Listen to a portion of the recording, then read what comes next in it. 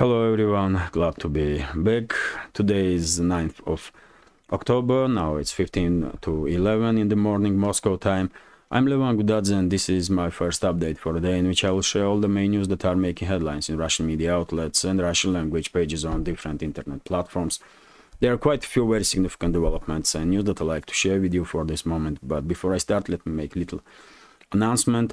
First of all, I apologize not to be able to conduct live stream yesterday evening. Unfortunately, due to some technical issues, it was impossible to do live stream, although I was quite active on Telegram and many of you probably did see dozens and dozens of updates on my Telegram page. But when it comes to live stream, I will definitely have one today, afternoon or evening, I should say, somewhere around 7 o'clock.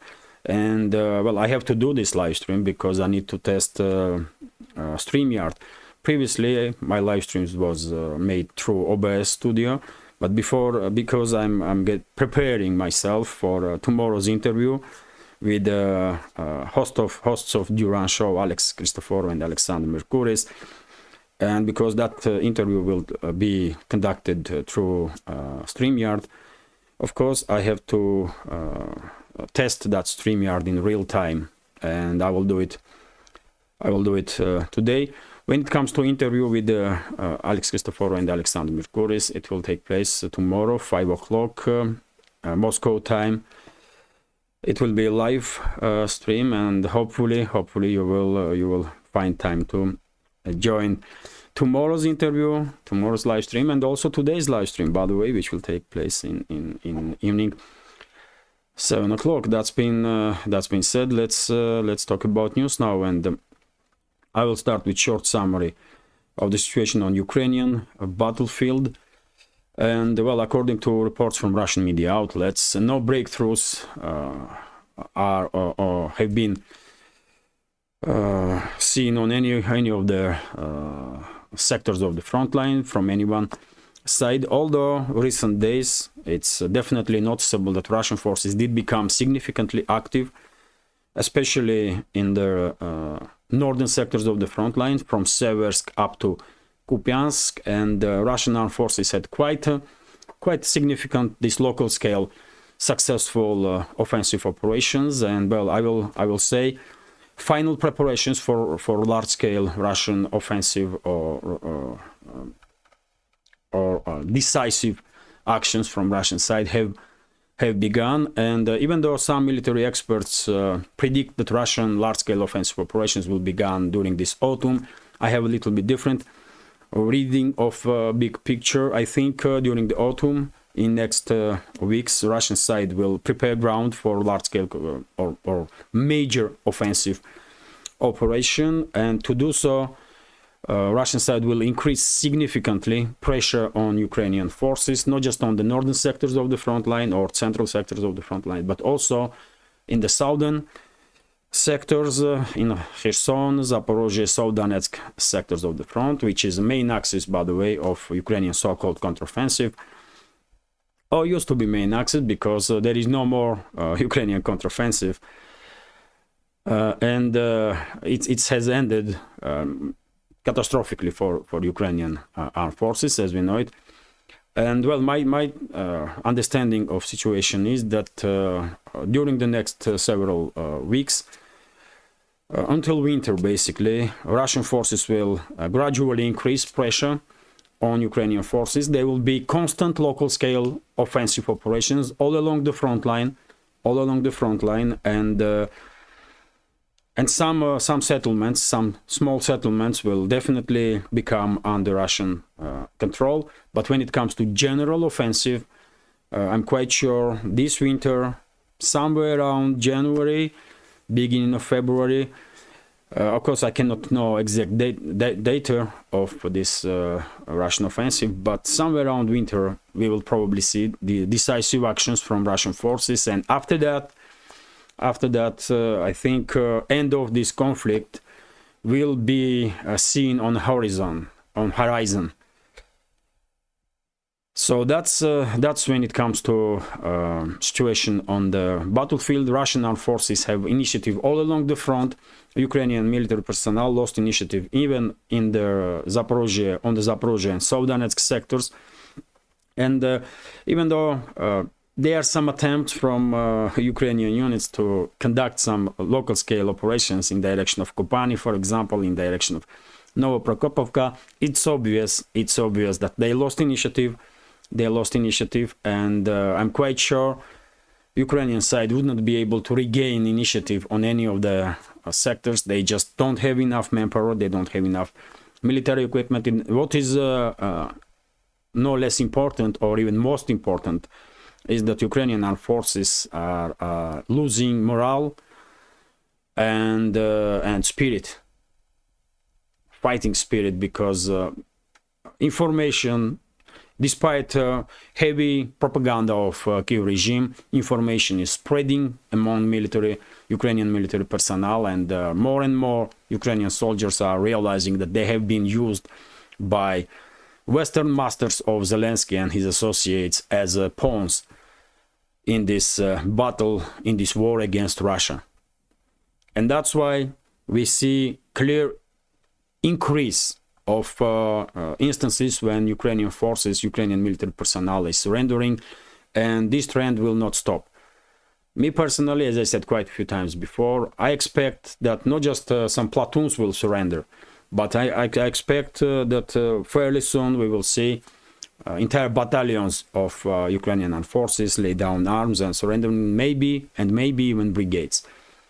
And yes, this is it for a short summary of the situation on the battlefield. I remind you, dear friends, that my channel is about news in general, not exclusively about military conflicts. And if you want to learn some details about these local scale skirmishes, artillery duels between the sides, drone wars, and so on, I highly recommend other channels that you can see in recommendation list under this video in description box. Many of them do provide this detailed information about these local scale clashes. That's been said.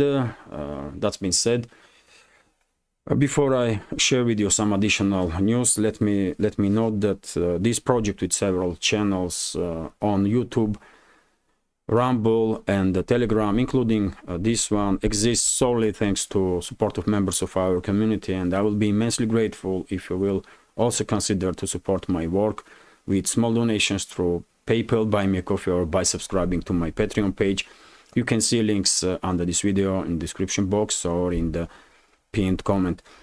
That's been said, let's talk about some additional news. And TASS news agency is reporting that Russian armed forces repel 5 Ukrainian attempts to counterattack, to conduct this local scale counteroffensive in Krasnoliman direction. As I said, by the way, initiative all along the front line is in Russian hands, especially in the northern sectors of the front line where Krasnoliman direction is. And well, Kiev regime is realizing this, and they are sending more and more infantry, more and more units in these suicidal missions to regain initiative on any of their directions, but they are failing catastrophically. And according to this report from TASS news agency, which is based on official statements of Russian Defense Ministry, 5 counteroffensives were repelled in Krasnoliman direction, and during this local scale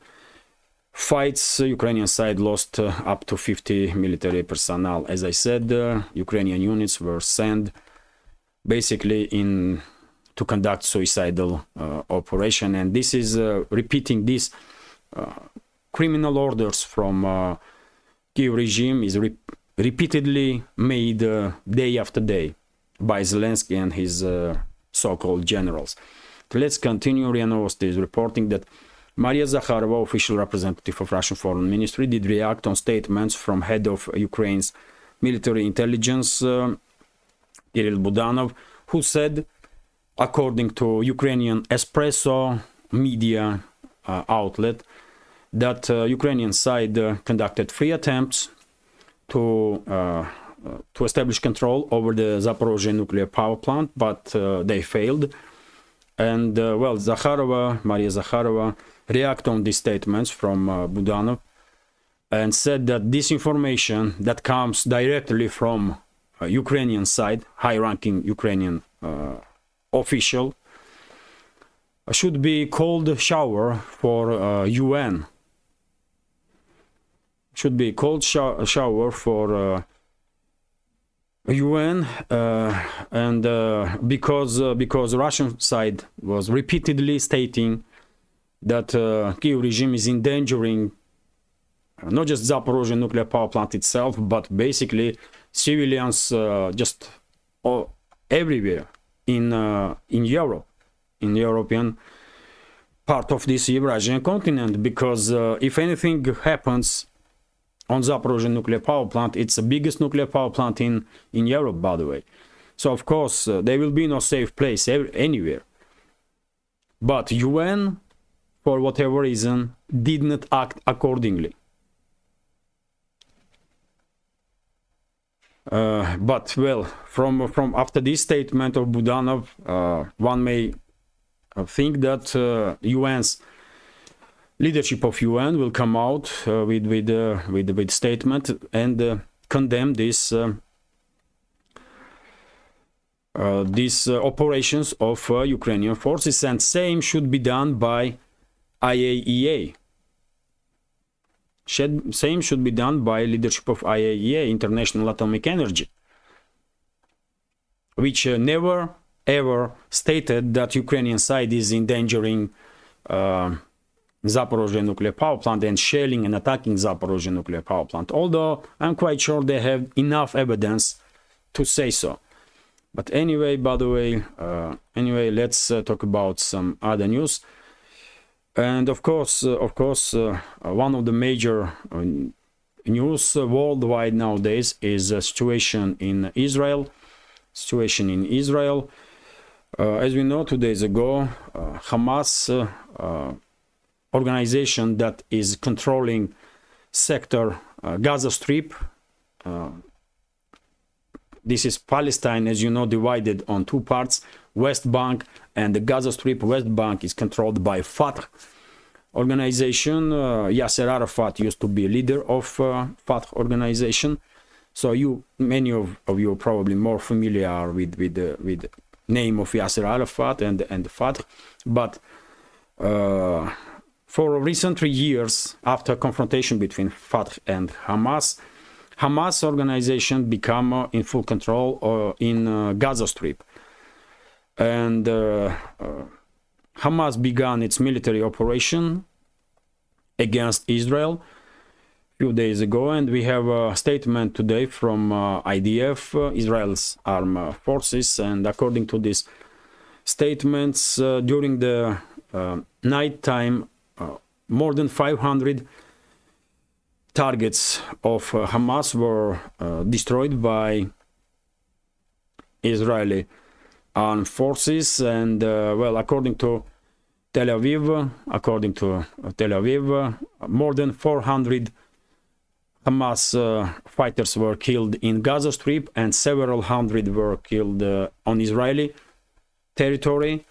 And also, according to official statements from Israel, dozens of Hamas fighters are in custody in Israel right now. And RIA Novosti is also reporting that despite attempts from Israeli forces to re-establish full control over the territories that were infiltrated by Hamas fighters all along borders of Gaza Strip and Israel, in several settlements fighting is going on still. And for example, in Sderot, according to RIA Novosti, Israel deployed its paratroopers, and they are conducting now operations to neutralize Hamas fighters in this city, in Sderot.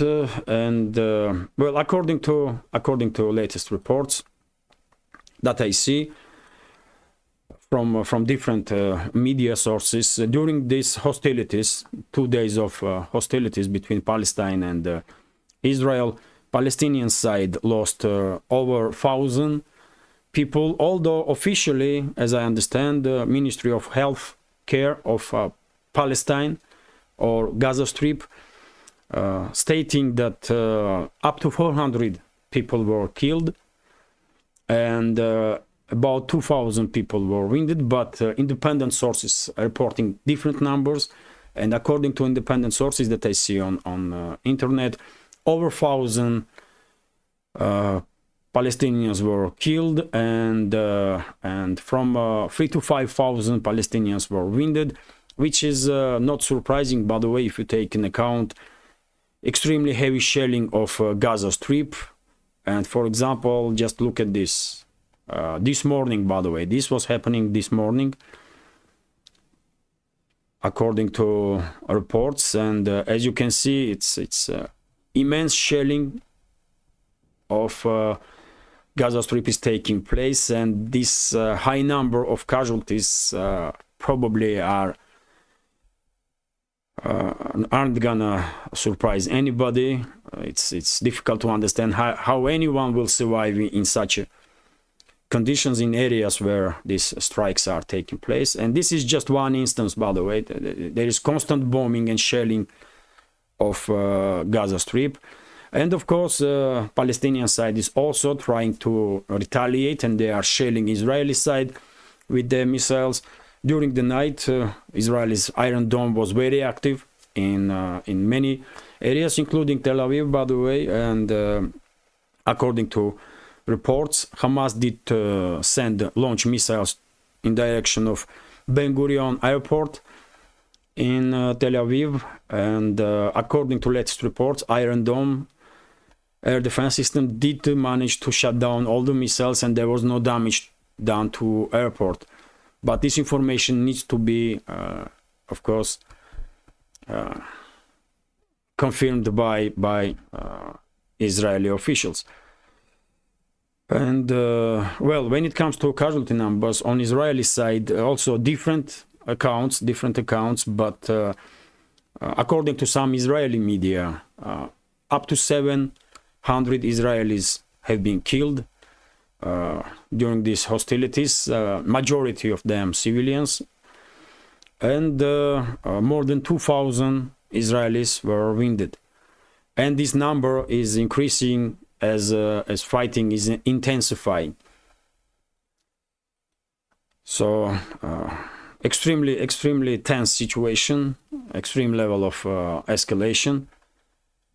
And according to statements that we hear, for example, TASS news agency is reporting about statements from representative of Israel in UN. Let me give you a name. Gilad Erdan did said that there can be no talks about ceasefire at this point, and Israel is determined to neutralize all danger that comes from Hamas. And by the way, at very same time, almost similar statement was made from Palestinian side, and they also stated that there can be no ceasefire, talks about ceasefire, until Israel is escalating. So it seems like sides are not willing to even discuss possibility of ceasefire at this point. And by the way, also Russian embassy did react on the rumors that Russian citizens can be among hostages in hands of Palestinians. As you know, Palestinians took many dozens of civilians into Gaza Strip as hostages. And according to Russian embassy, they did try to communicate with with Russian citizens in Israel and also in Palestine.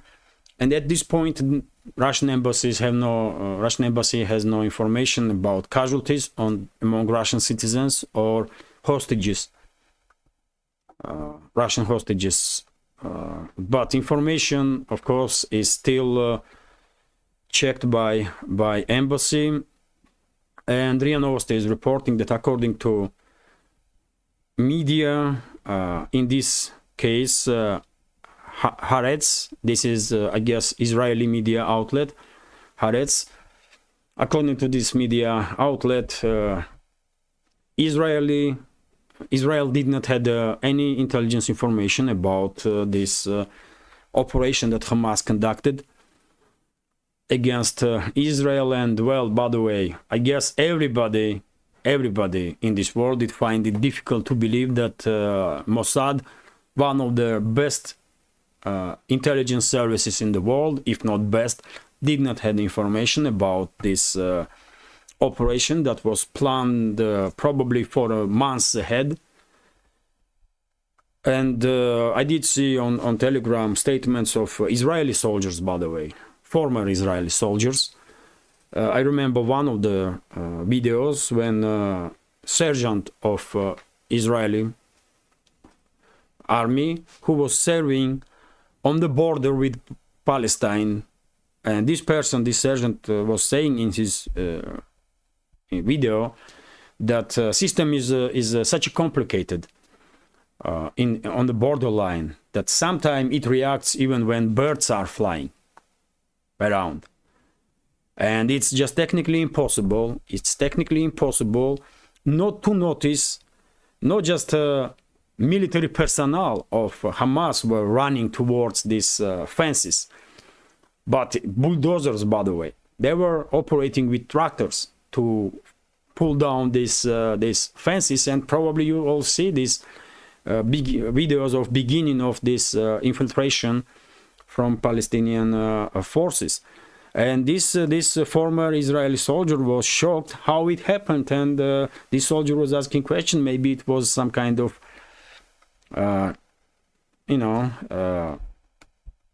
maybe someone from within Israel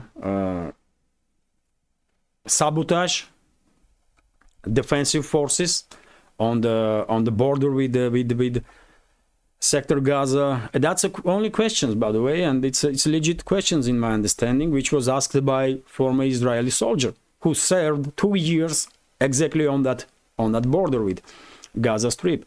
And well, of course, many different opinions are circulating on internet. What did happen, how this will end, and so on. Great analyses are coming from many channels, by the way, from Alexander Mercouris, from Alex Christoforou, from Scott Ritter, from Sergei Martyanov, you name it. But I have a little bit, I'm taking in account all those opinions, and same time I also have some reading of this picture that may not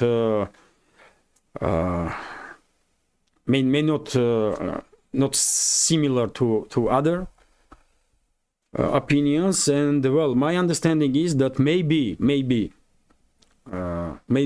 Israeli secret services did know about preparation about this operation that was prepared by Hamas, and they did not react.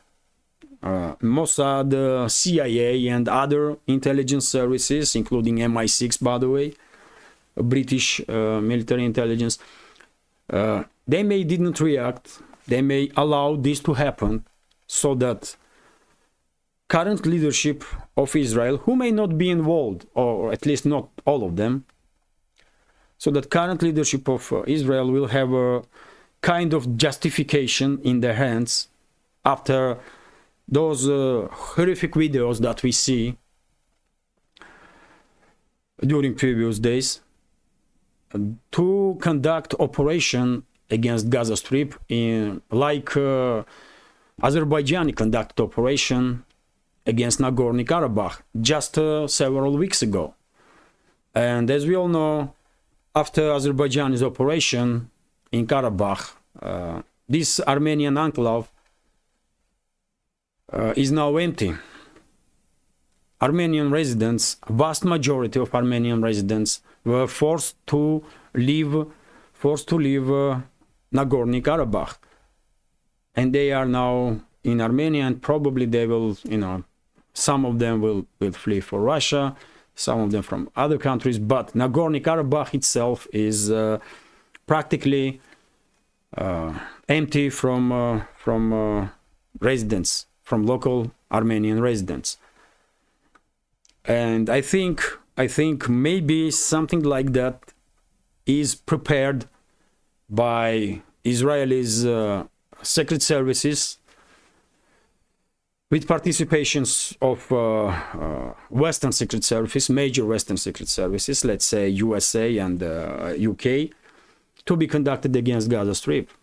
And I remind you, by the way, that Gaza Strip is bordering with Egypt, and well, it's theoretically, even though it's little over 2 million people is living in Gaza, if Israel continues shelling and if Israel will conduct a ground operation, I mean, it's quite possible that civilians from Gaza Strip, Palestinians, will be forced to move to Egypt as refugees, and entire this territory will end up being empty from locals, as Nagorno-Karabakh is right now.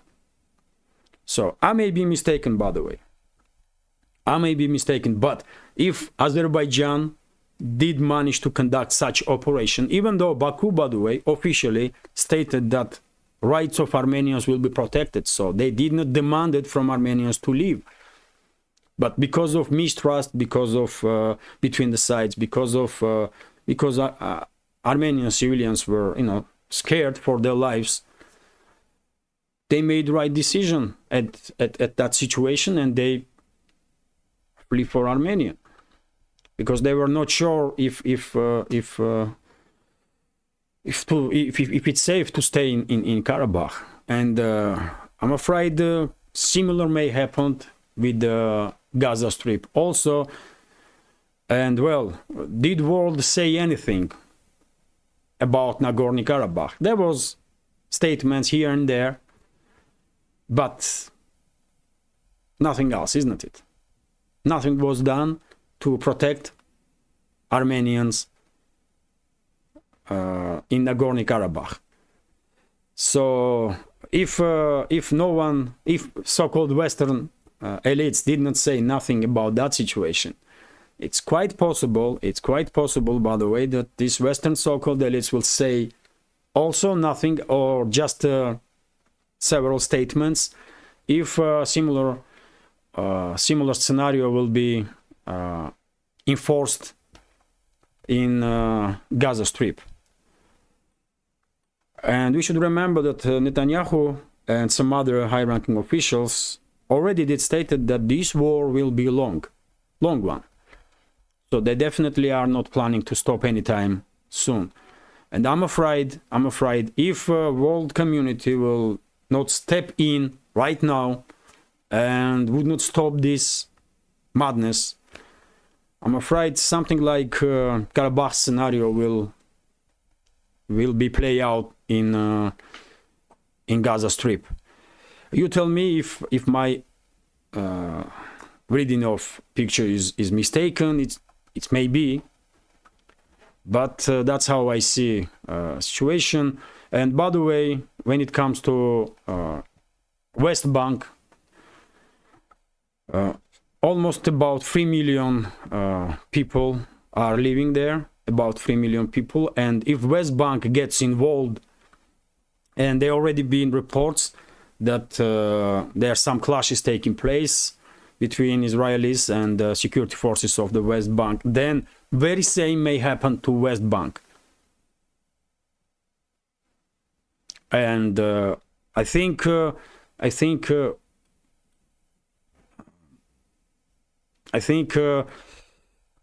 world will just watch how these operations, Karabakh Scenario operations, will evolve and will be enforced to these areas.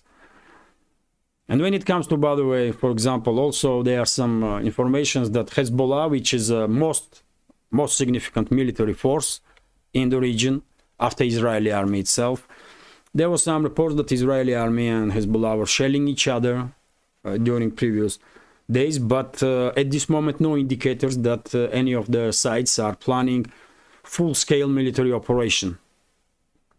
So they may continue shelling each other, but well, Hezbollah, if Iran wants to escalate with Israel, I guess Hezbollah will continue this sporadic fire, but nothing in the large scale.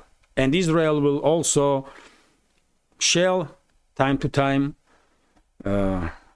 Lebanon, but will not send its troops in that territory. So I'm afraid we may witness Karabakh Scenario situation in Gaza Strip and possibly in the West Bank also, if this confrontation continues any longer. That's my take on it. And of course, if that's the case, then this development probably was negotiated by Israeli leadership or Secret Services of Israel with the major players in the world, especially in the West, US and UK, possibly Brussels, maybe Berlin or Paris. So let's see how the situation develops, but it's very tense and things may go very bad. If you think things are already catastrophic, then just imagine how bad that situation may go if this conflict will not stop immediately. So that's my comment when it comes to this report from RIA Novosti that Israeli Secret Services didn't know about this operation of Hamas. There is no way, by the way, no chance, impossible. They knew it perfectly well, and they allowed this to happen because they have some plans to conduct, in my understanding, to enforce Karabakh Scenario on Gaza Strip and maybe on the West Bank also. That's my understanding, and I may be wrong, by the way, but time will tell. Anyway, let's continue. TASS news agency is reporting that Israeli army is in close coordination with the Central Command of U.S. Armed Forces, and there were twice direct communications between the sides, and well, I did report about this news that Hamas did make statement that there will be no ceasefire until Israel is escalating. And I report about this also, that TASS news agency is reporting that Russian embassy is checking information about Russian possibility that Russians have been taken as hostages, but there is no proof of that information yet. And by the way, in continuation of this topic of coordination between Israeli military and US military, we have statements from Biden, from Pentagon, that White House will of course support Israel as it's expected. It's always the case, and Biden already did sign order to provide Israel with all that necessary. And we also have a statement from Pentagon that US will provide Israel with all necessary military equipment and everything basically that Israel will ask. Yesterday afternoon, information began circulating in internet that US is deploying a strike group, aircraft carrier strike group into shores of Israel to make sure that third parties would not get involved in this confrontation. First of all, we are talking about Hezbollah, I guess, in this case. And we also have reports, TASS news agency is reporting based on information of CNN, US propaganda outlet, that US is planning to deploy into Middle East 20 to 25 F-35s and F-15 fighter jets. And well, this is also, of course, message to Hezbollah and Iran, undoubtedly, to stay away from this conflict. And well, I think Iran is in no position right now to jeopardize all the achievements that it has on diplomatic front. And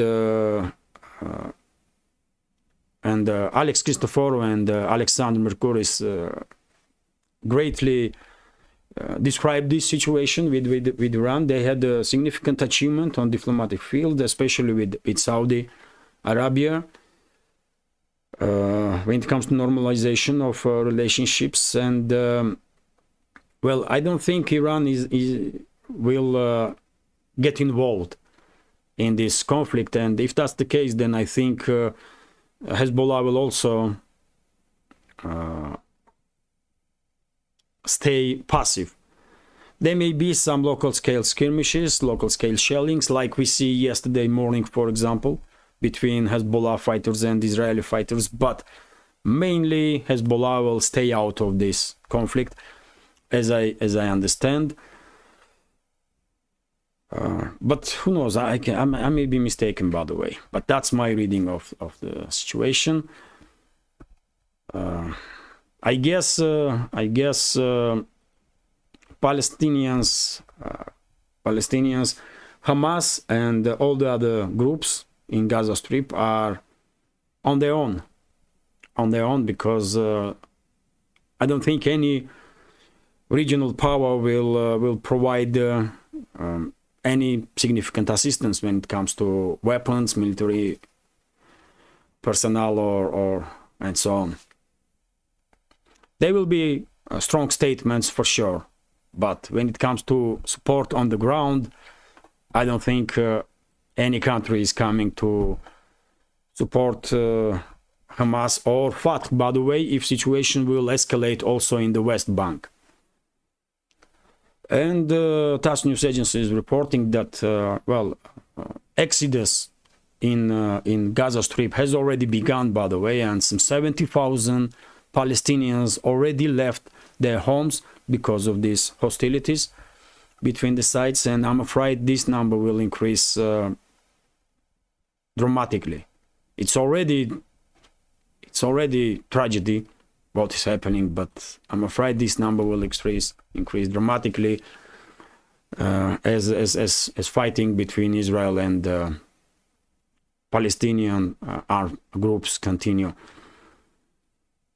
And by the way, we have a direct warning basically to Hezbollah, also from US.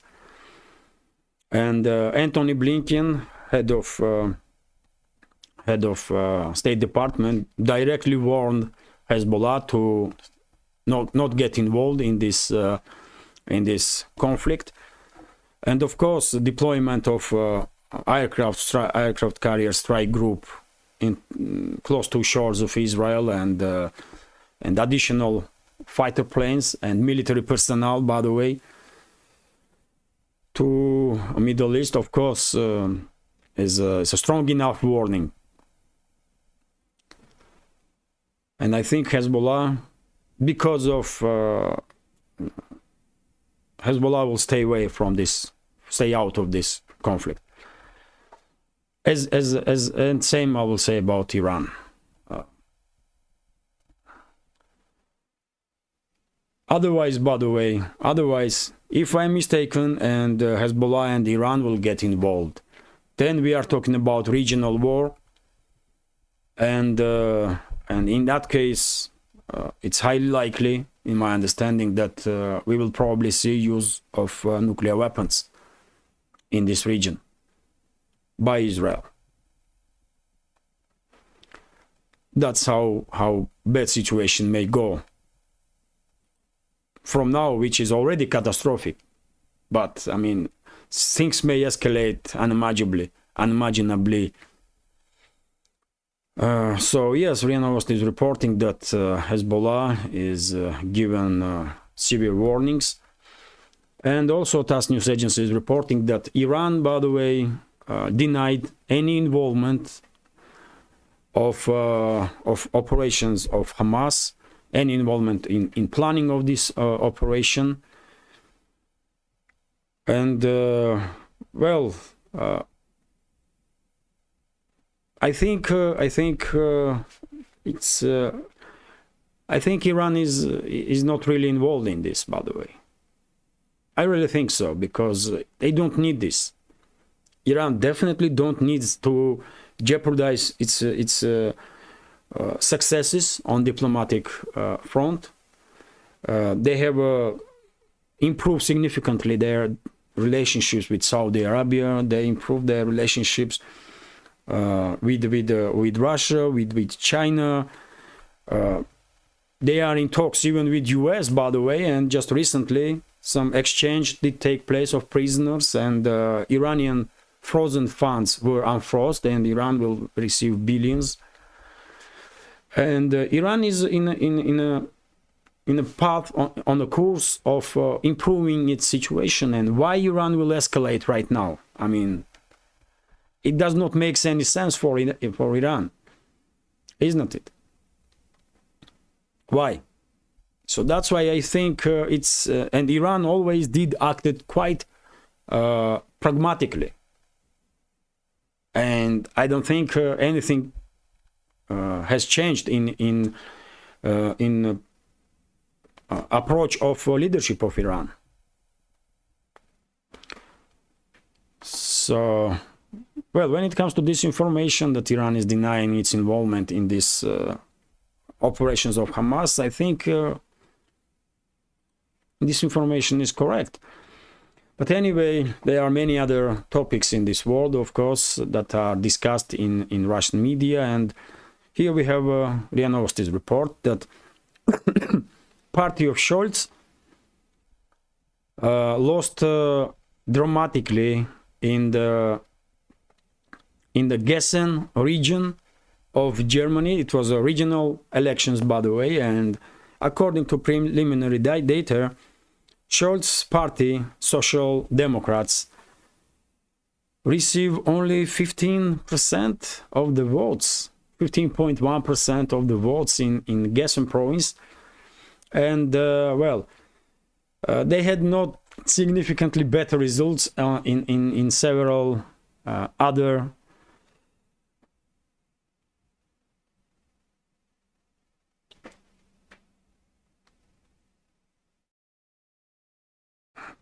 they will have no better results in any other region of Germany also. And by the way, when it comes to Gessen, Christian Democrat Unity, HDS, has 34.6%, and they have a majority of votes. And on the second place is right-wing party Alternative for Germany, and they have 18.4%, more than party of Scholz, these Social Democrats, and more than party of Greens, and Greens have only 14.8%. So we clearly see decline of current ruling parties in Germany, which is good stuff, by the way, in my understanding, because Germany definitely deserves better government than these ones, by the way. These people, Scholz, Baerbock, and all the others, I mean, they are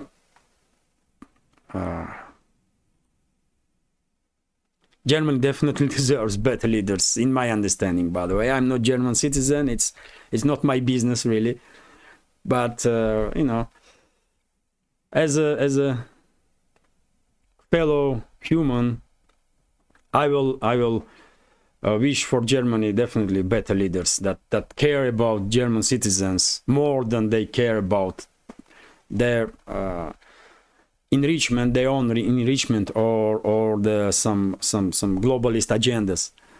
But anyway, let's continue. RIA Novosti is reporting that President of Azerbaijan, Ilham Aliyev, who was in Tbilisi, by the way, in Georgia yesterday, with the working visit, Aliyev did make statement that it's quite possible that Tbilisi will host next round of negotiations between Azerbaijan and Armenia, and time to time both sides are making statements when it comes to Azerbaijan and Armenia that they are ready to sign a peace treaty, peace agreement, but for whatever reasons this deal never come true.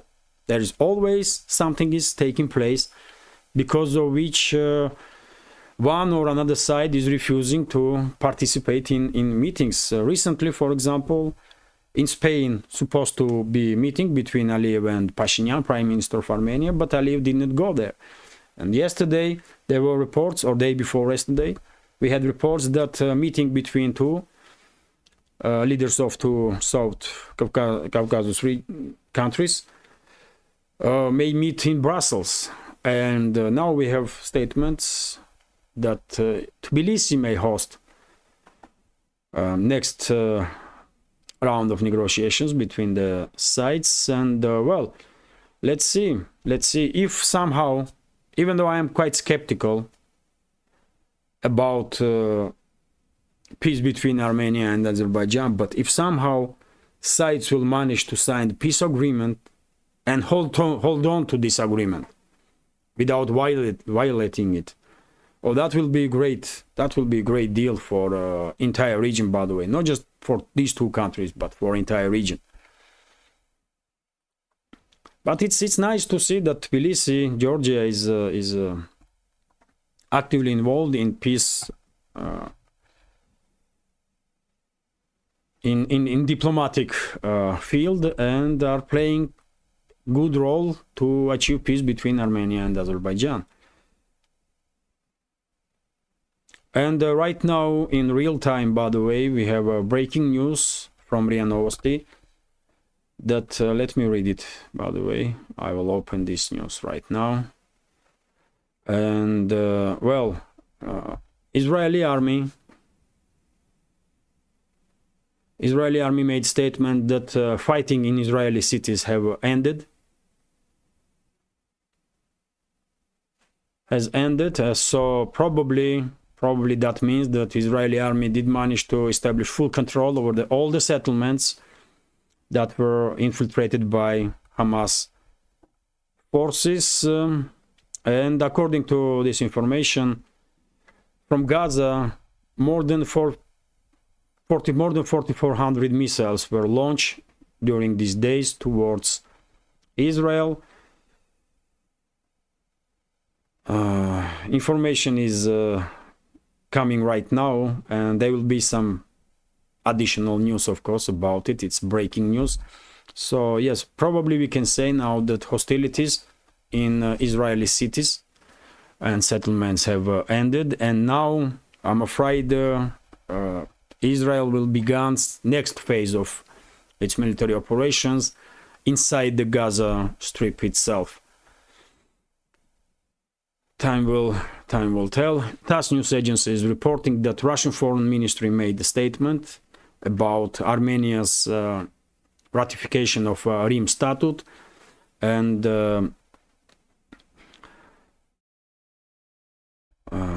deputy of head of Russian Foreign Ministry, Mikhail Galuzin, did made during his interview with RBK news agency, they said that this step from Armenia is seen by Moscow as an unfriendly step, and of course there will be consequences for it. Unfortunately, I did not see any realistic chance that relationships between Moscow and Yerevan will improve anytime soon. At least as long as this pro-Western or controlled by West individuals are running Armenia, like Pashinyan and his government. But anyway, let's continue. RT is reporting that US ramps up imports from Russia.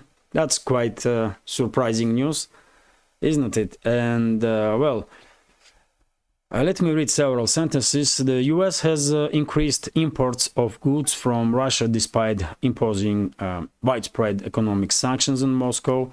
Data published by US Kansas Bureau revealed on Tuesday. In August, the volume of products imported from Russia jumped by 50. Just look at this, man. Yes, it's increased, but numbers are just extremely small if we take into account potential in trade between Russia and US. But anyway, in August, the volume of products imported from Russia jumped by 56.4 million US dollars and amounted to 298.1 million. Well, according to report, the figure, however, is much lower than of February, when imports reached 642.8 million. Well, anyway, trade between Russia and the US probably will be somewhere around 1-2 billion, 3 billion maybe in annual terms, which is which is nothing, by the way, really. Which is it's good that sides still managing, businesses on both sides still are managing to cooperate and have some agreements and do business, but numbers are, of course, extremely low overall, because potentially Russia and US can trade between Russia and US can reach tens and hundreds of billions of dollars. But now we have just several billions in annual terms. It's better than nothing, although. And RIA Novosti is reporting that, well, according to RIA Novosti's its own studies, Russian ruble is most undervalued currency in G20 countries, and according to calculations of RIA Novosti, Russian ruble should be 33 rubles for $1. And this calculation is based on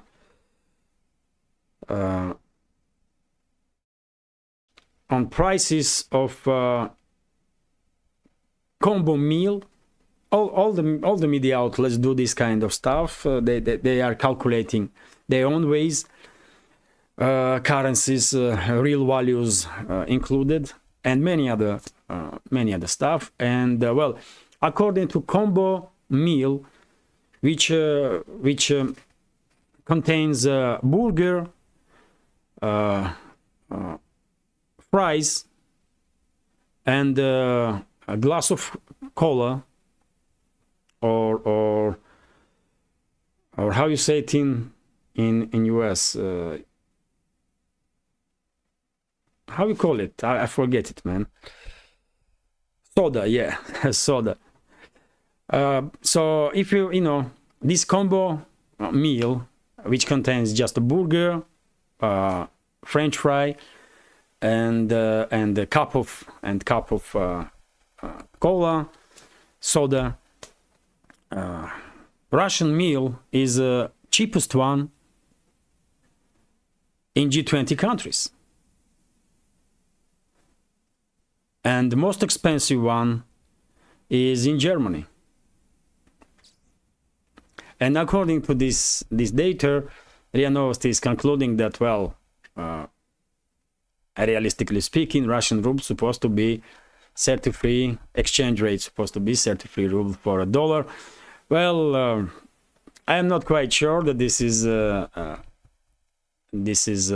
exactly the approach that finance experts will approve. or agree with, but anyway, let's have some good news, for God's sake, man. So it's interesting. It's interesting to know that prices are that much different between the sites, at least. And this is it for today's update. How long is this video? Still too long, but plenty of news, isn't it? Plenty of news. Well, hopefully you will find this update interesting, and if so, please click that like button and leave some commentary about any topic you like, just about anything. More likes and comments supposed to help to deal with YouTube's algorithm and allow me to reach wider audience. And for very same reason, if you can, please share links to my videos or my channel with your friends on any of the platforms that you are active on. And well, before I go, let me thank you for your time and support. Without you, dear friends, this channel and this project would not exist. So thank you very much. Have a great day and take care.